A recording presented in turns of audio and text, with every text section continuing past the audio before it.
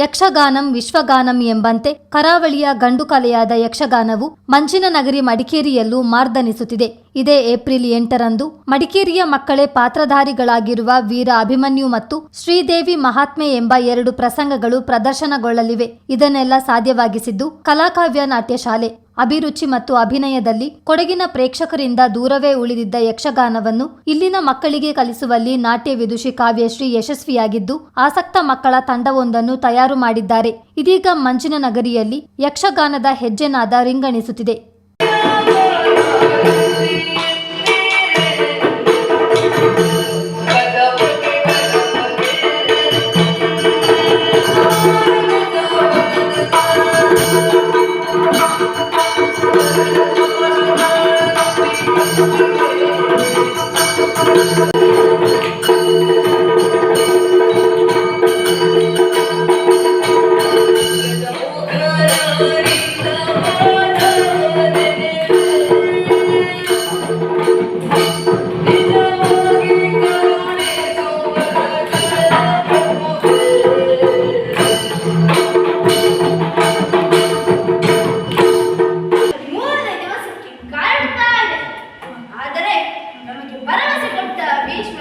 ಶಿಖಂಡಿಯನ್ನು ಪಡೆದ 10ನೇ ದಿವಸಕ್ಕೆ ಶಶೆಯಲ್ಲಿ ಮಲಗಿದರು. ಬಲರಾಮರು ನಮ್ಮ ಕಡೆ ಇದ್ದಾರೆ ಎಂಬ ಧೈರ್ಯದಿಂದ ನಾನಿದ್ದರೆ ಬಲರಾಮರು ನಮ್ಮ ಕಡೆ ಇದ್ದಾರೆ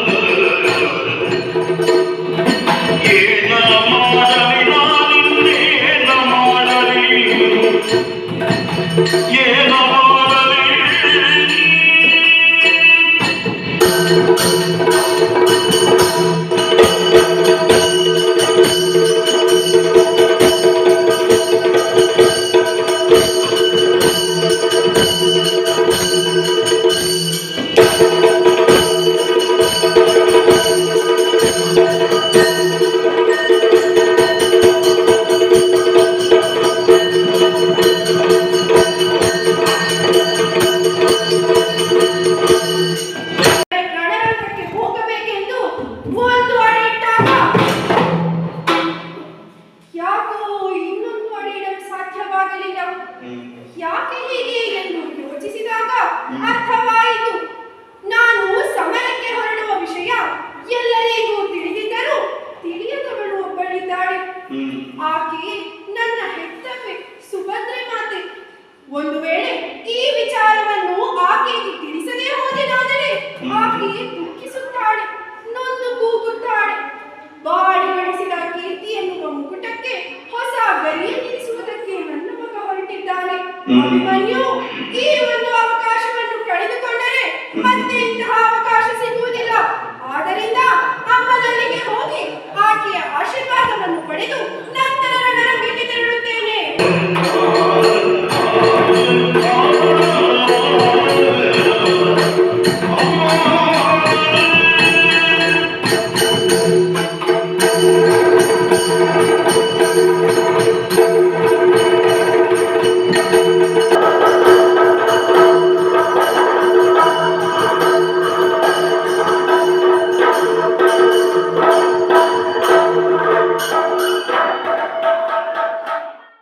ನೃತ್ಯ, ಹಾಡುಗಾರಿಕೆ, ಮಾತುಗಾರಿಕೆ, ವೇಷಭೂಷಣಗಳನ್ನೊಳಗೊಂಡ ಸ್ವತಂತ್ರವಾದ ಶಾಸ್ತ್ರೀಯ ಕಲೆ ಯಕ್ಷಗಾನವನ್ನು ಕಳೆದ 5-6 ತಿಂಗಳಿಂದ ಮಡಿಕೇರಿಯ ಮಕ್ಕಳಿಗೆ ಕಲಿಸಿದವರು ಸುಳ್ಯದ ಯಕ್ಷಗಾನ ತರಬೇತುದಾರರಾದ ಬಾಲಕೃಷ್ಣ ನಾಯರ್. ಯಕ್ಷಗಾನದ ಗಂಧಗಾಳಿಯೇ ಗೊತ್ತಿಲ್ಲದ ಮಕ್ಕಳನ್ನು ಹರಸಾಹಸದಿಂದ ತಿದ್ದಿ ತೀಡಿದ ಬಾಲಕೃಷ್ಣ ಕೊನೆಗೂ 2 ತಂಡಗಳನ್ನು ರೂಪಿಸಿಕೊಟ್ಟಿದ್ದಾರೆ.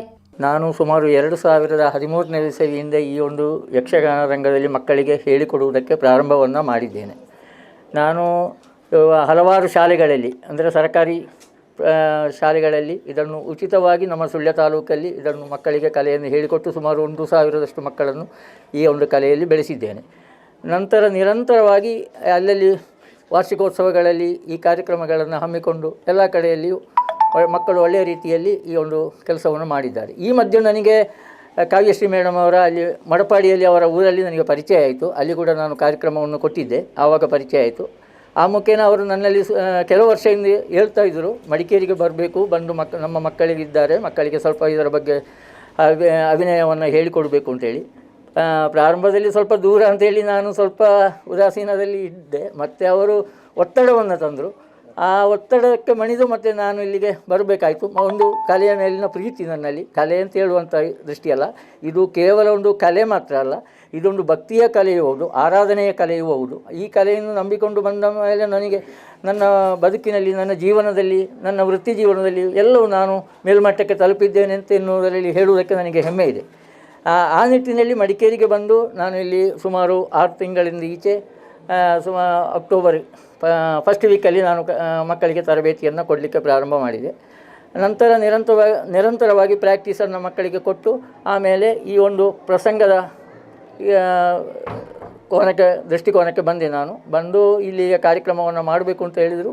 ಹಾಗೆ ಕಾರ್ಯಕ್ರಮ ಮಾಡುವುದಕ್ಕೆ ಇಲ್ಲಿ ಮಕ್ಕಳಿಗೆ ಈಗ ತರಬೇತಿಯನ್ನು ಕೊಟ್ಟು ಇವತ್ತು ನಾವು ನಮ್ಮ ಕೊನೆಯ ಪ್ರಾಕ್ಟೀಸು ನಮ್ಮದು ನಾಡಿದ್ದು 8ಕ್ಕೆ ಕಾರ್ಯಕ್ರಮ ಇದೆ. ಆ ಒಂದು ಕಾರ್ಯಕ್ರಮಕ್ಕೆ ಶ್ರೀ ದೇವಿ ಮಹಾತ್ಮೆ ಮತ್ತು ಅಭಿಮನ್ಯು ಕಾಳಗ ಎಂಬಂತಹ 2 ಪ್ರಸಂಗಗಳನ್ನು ನಾವು ಆಯ್ಕೆ ಮಾಡಿಕೊಂಡಿದ್ದೇವೆ, ಪುರಾಣ ಪ್ರಸಂಗಗಳನ್ನು. ಈ ಒಂದು ದೃಷ್ಟಿಯಲ್ಲಿ ನಾವು ಇದನ್ನು ಮಾಡ್ತಾ ಇದ್ದೇವೆ. ತೊಂದರೆ ಇಲ್ಲ, ನಾನು ಬಂದ ದೃಷ್ಟಿಯಲ್ಲಿ ಮಕ್ಕಳು ಹುಷಾರಾಗಿದ್ದಾರೆ. ಅಂದರೆ ಮಕ್ಕಳಿಗೆ ಮಡಿಕೇರಿಯಲ್ಲಿ ಈ ಕಲೆ ಅಂತ ಹೇಳುವಾಗ ಸ್ವಲ್ಪ ಮಕ್ಕಳಿಗೆ ಪರಿಚಯ ಕಡಿಮೆ ಇದರದ್ದು. ಆ ದೃಷ್ಟಿಯಿಂದ ಸ್ವಲ್ಪ ಕಷ್ಟ ಆದರೂ ಕೂಡ ಮಕ್ಕಳು ಹುಷಾರಾಗಿದ್ದಾರೆ. ಇನ್ನು ಮುಂದಿನ ದಿನಗಳಲ್ಲಿ ಇಲ್ಲಿಯ ಮಕ್ಕಳ ಪೋಷಕರು ಇರ್ಬೋದು ಅಥವಾ ಊರವರು ಇರ್ಬೋದು, ಎಲ್ಲರೂ ಇದಕ್ಕೆ ಪ್ರೋತ್ಸಾಹವನ್ನು ಕೊಟ್ಟರೆ ಖಂಡಿತ ಇದು ಬೆಳೀತದೆ. ಬೆಳೆದರೆ ಮುಂದಿನ ದೃಷ್ಟಿಯಲ್ಲಿ ನಾನು ಕೂಡ ನನಗೆ ಎಷ್ಟರ ಮಟ್ಟಿಗೆ ಸಾಧ್ಯವಾದ ಮಟ್ಟಿಗೆ ನಾನು ಇದನ್ನು ಇನ್ನು ಮುಂದೆ ಕೂಡ ಬಂದು ಮಕ್ಕಳಿಗೆ ಇದರ ಹೆಚ್ಚಿನ ತರಬೇತಿಯನ್ನು ಕೊಟ್ಟು ಇನ್ನೂ ಹೆಚ್ಚಿನ ರೀತಿಯಲ್ಲಿ ಮಕ್ಕಳನ್ನು ಬೆಳೆಸಿ ಪ್ರೋತ್ಸಾಹಿಸುವುದಕ್ಕೆ ನನ್ನ ಸಹಕಾರ ಉಂಟು. ಒಳ್ಳೆಯ ಕಲೆ ಯಕ್ಷಗಾನ ಎಂಬುದು ಕೇವಲ ಒಂದು ಕಲೆಯಲ್ಲ, ಭಕ್ತಿಯ ಕಲೆ. ಆ ದೃಷ್ಟಿಯಿಂದ ಇಟ್ಟುಕೊಂಡು ಮಕ್ಕಳು ಕೂಡ ಹಾಗೆ ಇದನ್ನು ದೃಷ್ಟಿಯ ಕಲೆ, ಒಂದು ಭಕ್ತಿಯ ಕಲೆ ಅಂತ ಹೇಳಿ ಭಾವಿಸಿಕೊಂಡು ಮುಂದುವರೆದರೆ ಇದರಿಂದ ಒಳ್ಳೆಯದಾಗ್ತದೆ ಅಂತ ಹೇಳುವಂಥ ಒಂದು ಭಾವನೆ ನನ್ನಲ್ಲಿ. ಪಾಶ್ಚಾತ್ಯ ಸಂಸ್ಕೃತಿಯ ಸೆಳೆತದ ನಡುವೆಯೂ ಮಡಿಕೇರಿಯಲ್ಲಿ ಮಕ್ಕಳಿಗೆ ಯಕ್ಷಗಾನದ ಅಭಿರುಚಿ ಮೂಡಿಸುವಲ್ಲಿ ಕಲಾಕಾವ್ಯ ನಾಟ್ಯ ಶಾಲೆ ಯಶಸ್ವಿಯಾಗಿದೆ. ಭರತನಾಟ್ಯದಂತೆಯೇ ಶಾಸ್ತ್ರೀಯ ಗ್ರಾಮೀಣ ಭಾಗದಲ್ಲಿ ನಮ್ಮ ಸಂಸ್ಕೃತಿ ಸಂಸ್ಕಾರ ಉಳಿದಿದೆ ಎಂದರೆ ಅದಕ್ಕೆ ಮೂಲ ಕಾರಣ ಯಕ್ಷಗಾನ. ಕರ್ನಾಟಕ ಸಂಗೀತ ಮತ್ತು ಹಿಂದೂಸ್ತಾನಿಗಳಿಗಿಂತ ಹೊರತಾದ ರಂಗ ಪರಂಪರೆಯಾದ ಯಕ್ಷಗಾನವನ್ನು ಮಕ್ಕಳಿಗೆ ಬಾಲ್ಯದಲ್ಲಿಯೇ ಕಲಿಸಿದ್ರೆ ವ್ಯಕ್ತಿತ್ವ ವಿಕಸನದ ಜೊತೆಗೆ ಉತ್ತಮ ಮಾರ್ಗವನ್ನು ತೋರಿಸಿದಂತಾಗುತ್ತದೆ ಎಂಬುದು ಕಾವ್ಯಶ್ರೀ ಅಭಿಪ್ರಾಯ. ಮಡಿಕೇರಿಯ ಬಾಲಭವನದಲ್ಲಿ ಭರತನಾಟ್ಯ ತರಗತಿಯನ್ನು ನಡೆಸ್ಕೊಂಡು ಬರ್ತಾ ಇದ್ದೇನೆ. ನಾನು ಮೂಲತಃ ಸುಳ್ಳಿದವಳಾದ ಕಾರಣ ಕರಾವಳಿಯಲ್ಲಿ ಗಂಡು ಕಲೆ ಅಂತೇಳಿ ಪ್ರಸಿದ್ಧವಾದಂಥ ಯಕ್ಷಗಾನ ಮತ್ತು ಭರತನಾಟ್ಯ ಎರಡರದ್ದು ನಾನು ಕಲಾವಿದೆ ಹೌದು. ಹಾಗಿರುವಾಗ ನನಗೆ ನಾಟ್ಯ ಶಾಲೆಯನ್ನು ಆರಂಭ ಮಾಡುವಾಗಲೇ ನನಗೊಂದು ಆಸೆ ಇತ್ತು. ಕೊಡಗಲ್ಲಿ ಸ್ವಲ್ಪ ಯಕ್ಷಗಾನದ ಆಸಕ್ತಿ ಕಮ್ಮಿ ಇದೆ.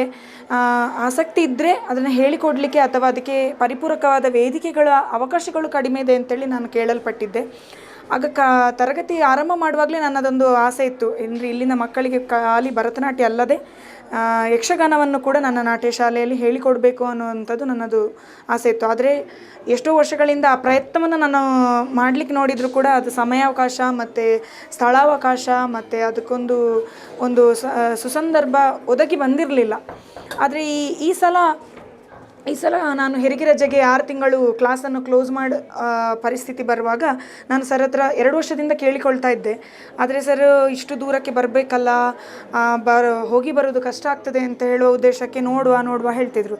ನನ್ನ ಕ್ಲಾಸ್ ನಿಲ್ಲಬಾರ್ದು, ಅದು ನನ್ನ 8 ವರ್ಷದಿಂದ ಸತತ ನಾನು ಮುಂದುವರಿಸ್ತಿರುವ ಕ್ಲಾಸು, ಅದಕ್ಕೊಂದು 6 ತಿಂಗಳು ಗ್ಯಾಪ್ ಆಗಬಾರ್ದು ಅನ್ನೋ ಉದ್ದೇಶಕ್ಕೆ ಸರ್ ಬಂದು ಹೇಳಿಕೊಟ್ರು. ಆಗ 3 ತಿಂಗಳು ಅವರು ಕ್ಲಾಸ್ ಕಂಟಿನ್ಯೂ ಮಾಡಿದರು. ಅದಾದಮೇಲೆ 3 ತಿಂಗಳಾದಮೇಲೆ ನಾನು ಎಗೇನ್ ಬಂದು ಜಾಯ್ನ್ ಆಗಿ ಈಗ ಅದು ಪ್ರದರ್ಶನಕ್ಕೆ ತಯಾರಾಗ್ತಾ ಇದೆ ಯಕ್ಷಗಾನ. ಅಂದರೆ ನಾನು ಕೇಳಲ್ಪಟ್ಟಿದ್ದಾಗೆ ನಾನು ಇಲ್ಲಿಗೆ ಕೊಡಗಿಗೆ ಬಂದು 8 ವರ್ಷ ಆದ್ದು. ಒಂದು 20 ವರ್ಷ 25 ವರ್ಷದಿಂದ ಬಂದವರು ಸಹ ಹೇಳ್ತಾ ಇದ್ದಾರೆ ಹೊರಗಿನಿಂದ ಬಂದು ಮಾಡಿದ್ದು ಉಂಟು, ನಿದರ್ಶನಗಳುಂಟು. ಆದರೆ ಮಡಿಕೇರಿಯ ಮಕ್ಕಳೇ ಸ್ವತಃ ಕಲಿತು ಮಾಡಿದ ನಿದರ್ಶನಗಳು ನಮಗೆ ಗೊತ್ತಿದ್ದಾಗೆ ಈಗ ಸದ್ಯದಲ್ಲಿ ಇಲ್ಲ ಅಂತ ಹೇಳಿದ್ದಾರೆ. ಹಾಗಾಗಿ ಇದು ದೊಡ್ಡ ಒಂದು ಹೆಮ್ಮೆಯ ವಿಷಯ ಮತ್ತು ಸಾಧನೆ ಅಂತಲೇ ಹೇಳ್ಬೋದು. ಯಾಕೆಂದರೆ ಸೌತ್ ಕೆನರಾದ ಅದೇ ದಕ್ಷಿಣ ಕನ್ನಡದ ಮಕ್ಕಳಿಗೆ ಹೇಗಂದರೆ ಅವ್ರಿಗೊಂದು ನೋಡಲಿಕ್ಕೆ ಕಲ್ಪನೆಗಾದರೂ ಒಂದೊಂದು ಕಡೆ ತಿಂಗಳಿಗೊಂದು ಕಡೆ ಅಥವಾ 2 ತಿಂಗಳಿಗೊಮ್ಮೆ ವಿಶೇಷ ಸಂದರ್ಭಗಳಲ್ಲಿ ವಿಶೇಷವಾಗಿ ಯಕ್ಷಗಾನಗಳು ನಡೀತಾ ಇರ್ತದೆ. ಹಾಗಾಗಿ ಅವರಿಗೆ ನೋಡಿ ಅಭ್ಯಾಸ ಇರ್ತದೆ, ಹೀಗೆ ನಡೀತದೆ ಪ್ರಸಂಗಗಳು, ಹೀಗೆ ಇರ್ತದೆ ಅಂತ. ಆದರೆ ಇವರಿಗೆ ಇಲ್ಲಿನ ಮಕ್ಕಳಿಗೆ ಯಾವುದೇ ಕಲ್ಪನೆ ಇಲ್ಲ.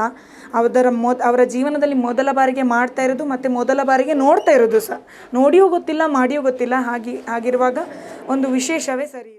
ಇನ್ನು ಮಕ್ಕಳು ಮತ್ತು ಪೋಷಕರು ಈ ಕಲೆಯನ್ನು ಅತ್ಯಾಸಕ್ತಿಯಿಂದಲೇ ನೋಡುತ್ತಾರೆ. ಹೊಸ ಕಲೆಯೊಂದರ ರಾಗತಾಳಗಳನ್ನು ಮಕ್ಕಳು ಇಷ್ಟಪಟ್ಟು ಆನಂದಿಸಿದ್ದಾರೆ. ಇದೇ ಮೊದಲ ಬಾರಿಗೆ ಘಟ್ಟದ ಮಕ್ಕಳು ಯಕ್ಷಗಾನಕ್ಕೆ ತಮ್ಮನ್ನು ತೆರೆದುಕೊಂಡಿದ್ದಾರೆ.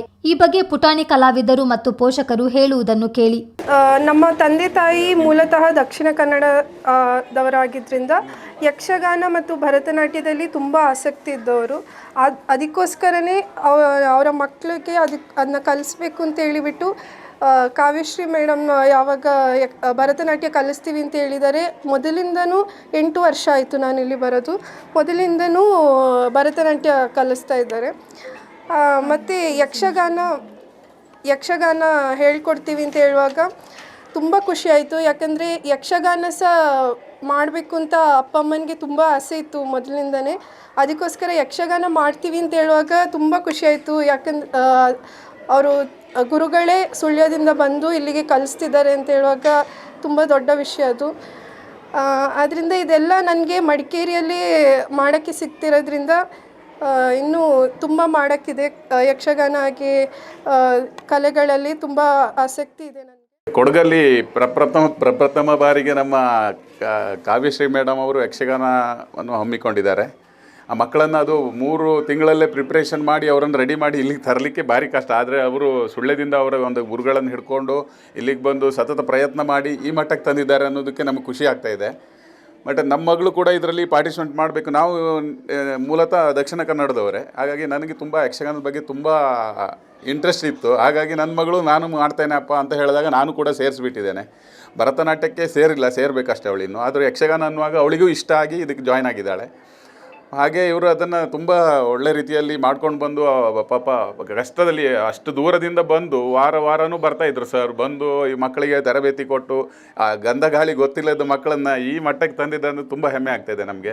ನಮ್ಮ ಕೊಡಗಲ್ಲಿಯೂ ಈ ಕಲೆಯನ್ನು ಹೀಗೆ ಮುಂದೆ ಇನ್ನೂ ಬೇರೆ ರೀತಿಯಲ್ಲಿ ಮಾಡ್ಕೊಂಡು ಹೋಗಲಿ ಇದೇ ಥರ ಅಂತ ಹೇಳ್ತಾ ನನ್ನ ಮಗಳು ಕೂಡ ಇದರಲ್ಲಿ ಮಾಡ್ತಾಯಿದ್ದಾರೆ. ನೀವೆಲ್ಲರೂ ಬನ್ನಿ. ನಾಡ್ದು 8 ತಾರೀಕಿಗೆ ಇಲ್ಲಿ ನಮ್ಮ ಮೈತ್ರಿ ಹಾಲಲ್ಲಿ ಪ್ರೋಗ್ರಾಮ್ ನಡೀಲಿಕ್ಕಿದೆ ಅಂತ ಹೇಳ್ತಾ, ಸಂಸ್ಕೃತಿ ಮತ್ತು ಭಾಷೆಯನ್ನು ಉಳಿಸಿ ಬೆಳೆಸುವಲ್ಲಿ ಪ್ರಮುಖ ಪಾತ್ರ ವಹಿಸುವ ಯಕ್ಷಗಾನ ಕಲೆ ಐತಿಹಾಸಿಕ ಮತ್ತು ಪೌರಾಣಿಕ ಕಥೆಗಳನ್ನು ಪ್ರಸ್ತುತಪಡಿಸುವ ಮೂಲಕ ಧಾರ್ಮಿಕ ಮತ್ತು ಸಾಂಸ್ಕೃತಿಕ ಜಾಗೃತಿಗೂ ಕಾರಣವಾಗಿದೆ. ಮಡಿಕೇರಿಯಲ್ಲೂ ಯಕ್ಷಗಾನ ಕಲೆ ಅರಳುವಲ್ಲಿ ಶ್ರಮ ಹಾಕಿರುವ ಗುರುಗಳು, ತರಬೇತುದಾರರು, ಭಾಗವತರು, ಚಂಡೆಮೇಳದವರು ಹಾಗೂ ಒಟ್ಟು ತಂಡದ ಶ್ರಮ ನಿಜಕ್ಕೂ ಸಾರ್ಥಕವಾಗಿದೆ. ಚಿತ್ತಾರ ನ್ಯೂಸ್, ಮಡಿಕೇರಿ.